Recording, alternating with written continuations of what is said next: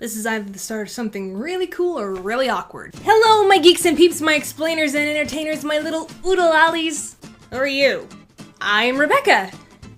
You know, the animator of this channel? What?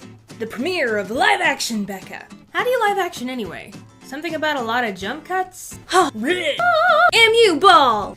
I'm filming on a potato. I like potatoes. So what am I doing here, you ask? What I am doing here is I am making you guys a live action video because I feel like I don't upload enough and you guys are awesome and you deserve more videos. So I'm making a new live action series called Rebecca Explains. I get a lot of questions and most of them are about the animation industry and general art tips, and so I wanted to start addressing those. The other day I was looking through the comments and this one popped up. This one right here. Pause the video if you want to read it. It's long, but it's important. And I kind of read through that and I was like, oh boy, she covered a lot of issues in one comment. So this is going to be a video answering that one particular question because a lot of baggage was loaded in that comment. Disclaimer, this is all based on my personal experiences in the animation industry and in animation school. Try to remember, you could probably ask another animator the exact same question and they would tell you something completely different. We're all different, we all have different experiences, we all have different opinions. Alright, so one of the first points that this comment brings up is, I can't afford my dream school. To which I say, yeah, not a lot of people can afford their dream school, but in animation it's worse. What can I say? Animation is not a poor man's game. There's equipment and hardware and software, so it's an expensive game to play.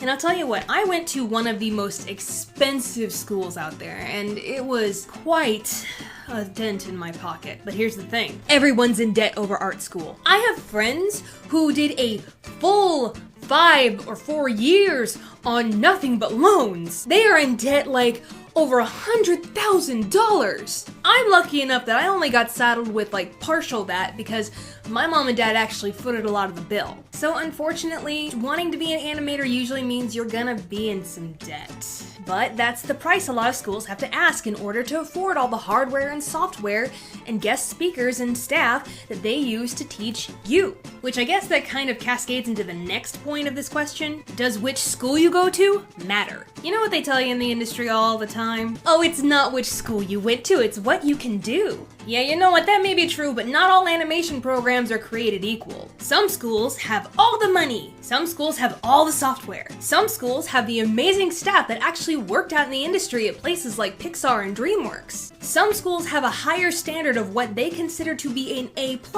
versus what another school would consider to be an A+.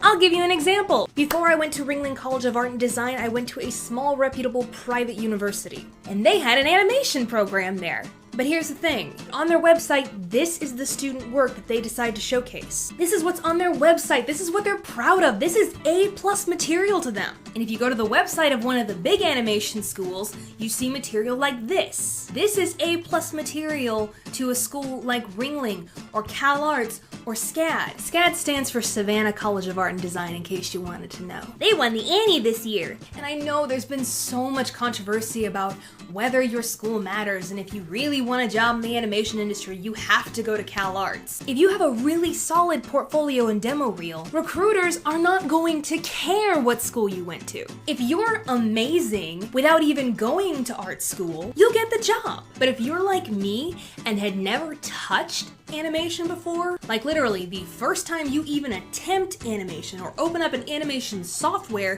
is going into school, and you need someone to hold your hand and tell you this is what you need to do, then you need to go to the school that is going to build you up correctly. It's all up to you. Next point, people telling you to stop dreaming. The dreamers are the ones who make history. The people who step off the beaten path are the ones that people remember.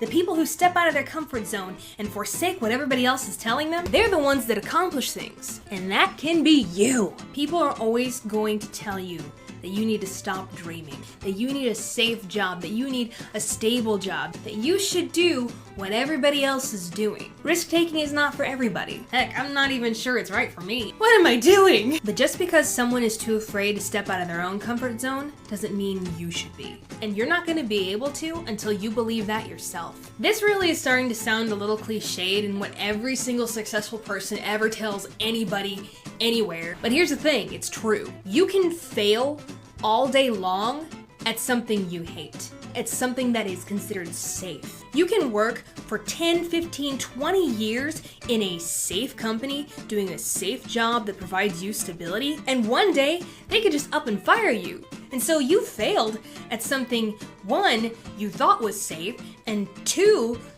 you hated, that was not your dream, and you've wasted all this time and you failed at something that you didn't even like doing. So you might as well give your dreams a shot. You might as well fail at something you love doing, because at least you enjoyed yourself, at least you had fun. You can do it. I know you can. And the fourth point, small, competitive, guys only.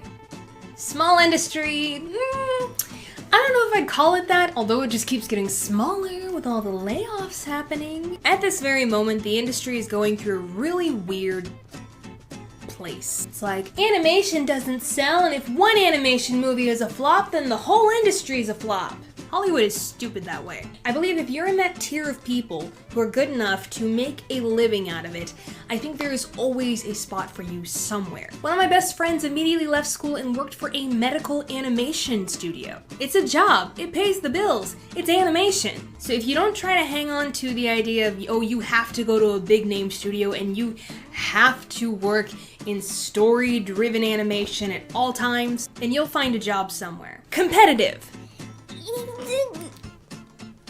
Yeah? You are trying to get that job over someone else, but the thing is, animation is such a collaborative art form. It is the most collaborative art form on the face of the planet. You can't hold grudges in animation.